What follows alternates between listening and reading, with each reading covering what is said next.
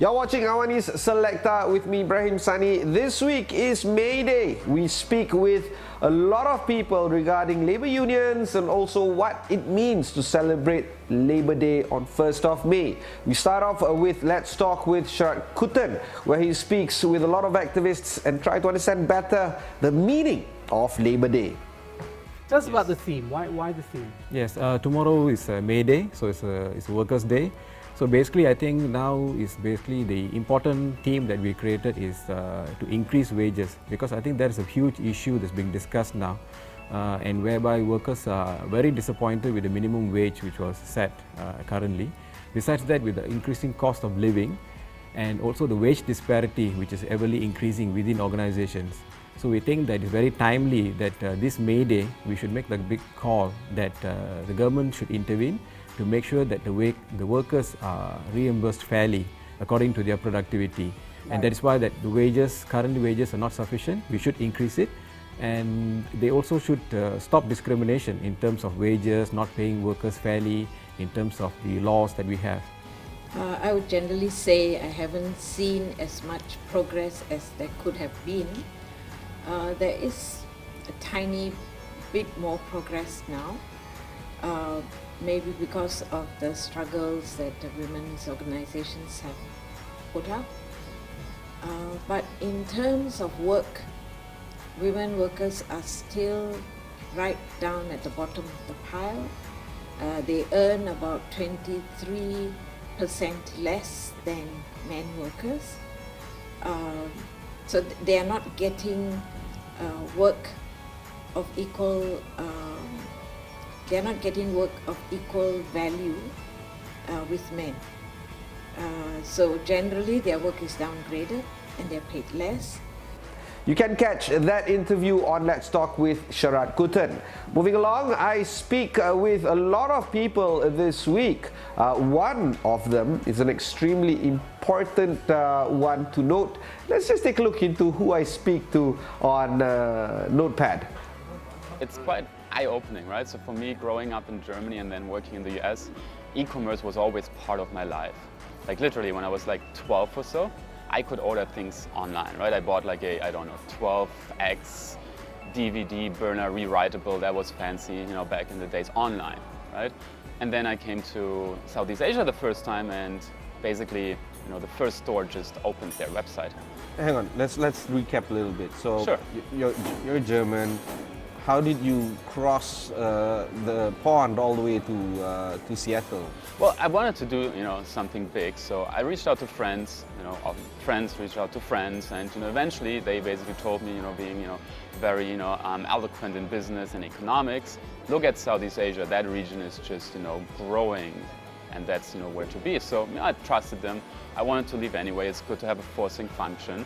And I did it. I came here and then we figured it out along the way. What kind of skills did you pick up while you were at Microsoft? I would say two things. I mean, obviously there's the technical aspect, right? I was product manager at Microsoft in Visual Studio, and that's a relatively technical product, and you work with really brilliant people. They're industry legends that have done things for 15, 20 years in their career, and they are super approachable. So you just learn a tremendous amount of things about technical stuff. But then the other thing that I would say is equally important is from a business perspective, you just learn how a company at that scale can exist. You can catch my show on Notepad with Ibrahim Sani. My colleague Melissa Idris speaks with Hamdi Ulukaya of Chobani Brands and try to understand what that company's brand stands for. I'm from Turkey originally. I moved to US when I was 23 years old, dropped out from university in Ankara, and my background is farming. Nomads, in Kurdish region in Turkey, where we would go to the mountains and would make cheese and yogurt, and then come back to town in the winter time, and then next summer we would go up. That's the life I was grown up with. So when I moved to US, being a businessman or being an entrepreneur was far, far away from me. I never thought I would be. A political science degree. I had a political science study. I had a very interesting view on business. Yeah. I've always grown up looking at the world of business a dirty world, unfair world. So would you consider yourself an anti-capitalist? I'm an anti-CEO. Actually, I did a Anti-CEO. I did a TED talk 2 weeks ago, 3 weeks ago in Vancouver. I don't think it's out yet. And the title was Anti-CEO. Wow. But you know, that is the beginning of my thoughts on business. Simply because where I grew up, we didn't have much. You know, we had our sheep, we had our, livestock. We would make cheese and yogurt. We didn't have a lot of expensive toys, but we had a beautiful life.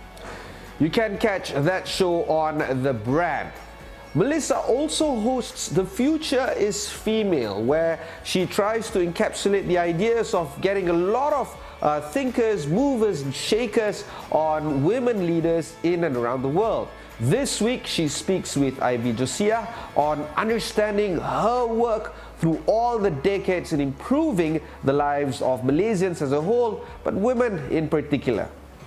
I mean, it was That the was 80s, always part of it was your the 80s, I life. had just graduated. Right. And I mean, I've told the story many times.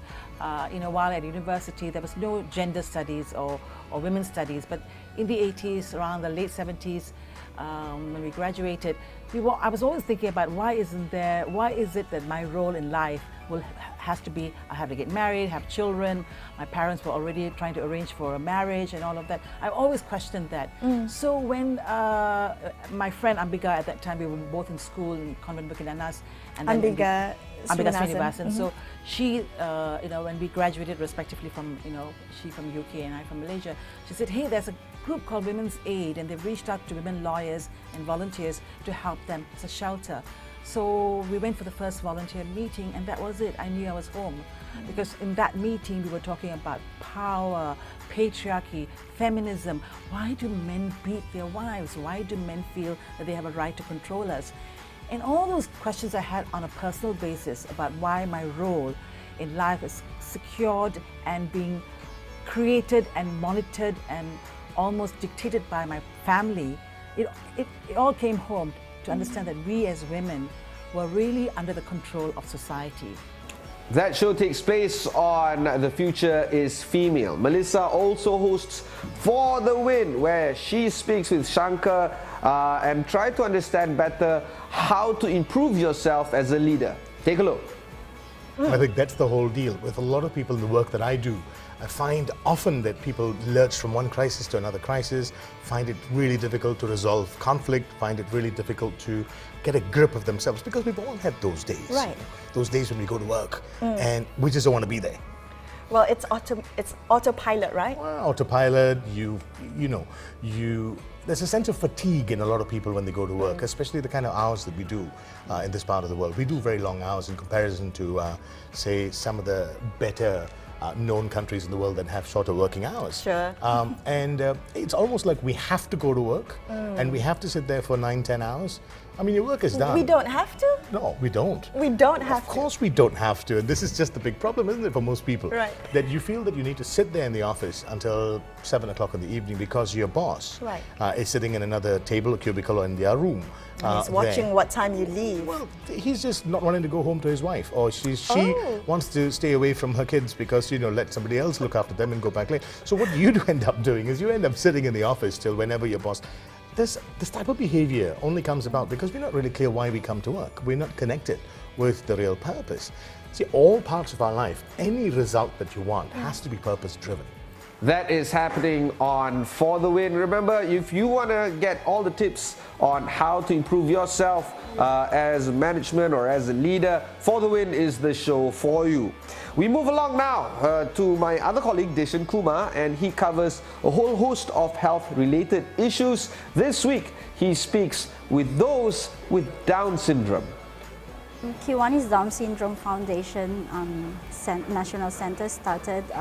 The idea of setting up a center for children with Down syndrome started in 1988 by a group of KIWANIans from KIWANI'S Club of Kuala Lumpur. Wow, 1988.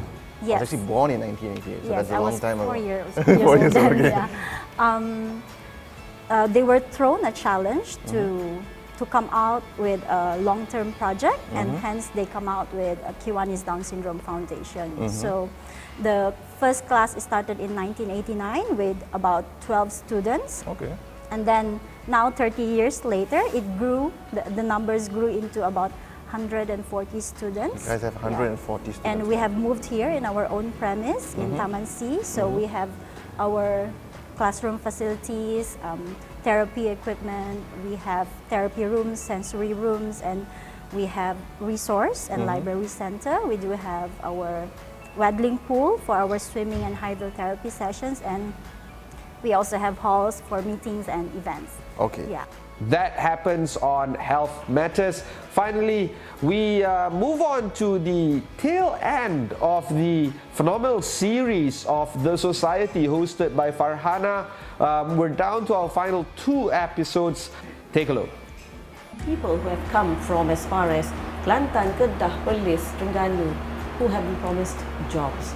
Elderly Malaysians, these are men and women above the ages of 60, 65 who have been homeless. So they've been displaced. Some of them are also people who have actually chosen to be homeless because they work as day labourers.